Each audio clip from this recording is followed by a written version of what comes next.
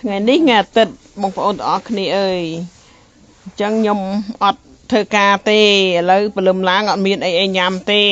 ដោយសារថ្ងៃអាទិត្យគេងរៀងយូរតិចទាំងម៉ែទាំងកូនហ្នឹងគេងទៅក្រោកមិញហើយទីអត់មានអីមានតែពត្រានៅកែបម៉ូតូនឹងឯងកាន់អត់មានឲ្យបងគេញ៉ាំទេសុំឲ្យបងញ៉ាំក៏ឲ្យដែរតើញ៉ាំឆ្អែតហើយថតទៅបានយកទៅចែកម៉ែនិងចែកបងគេម៉ែគេនៅពីក្រោយនឹងឯងគេរៀមងើបឈោហ្នឹងខ្លាចម៉ែគេរៀមម៉ែចង់សុំញ៉ាំដែរម៉ែគេឈ្មោះចាន់លីមាគេឈ្មោះប៊ីលីគេឈ្មោះកូខីគេអង្គុយចិត្តម៉ែគេហ្នឹងម៉ែគេនៅគៀនហ្នឹងនៅក្នុងទ្រុងធំប៉ុណ្ណាណៃហ្នឹងគេរៀមកូនចង់សុំកូនចិត្តអាក្រក់ណាស់អត់ឲ្យទេហើយកូនហ្នឹងអត់ដូចប៊ីលីទេប៊ីលីបើបងគេរៀម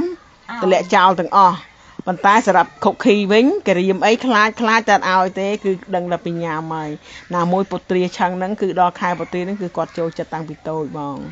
ពួកគាត់នឹងពូប៊ីលីក៏ចូលចិត្តដែរពុត្រាឆឹងហ្នឹងតែយកតែគ្រាប់ជប់ឯង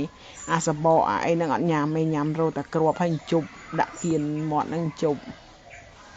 តំណងណាចូលចិត្តតាំងពីតូចពុត្រាហ្នឹងតែទៅលើកទី1ខ្ញុំទិញឲ្យនេះខែពុត្រាខ្ញុំភ្លេចរឿងខែពុត្រា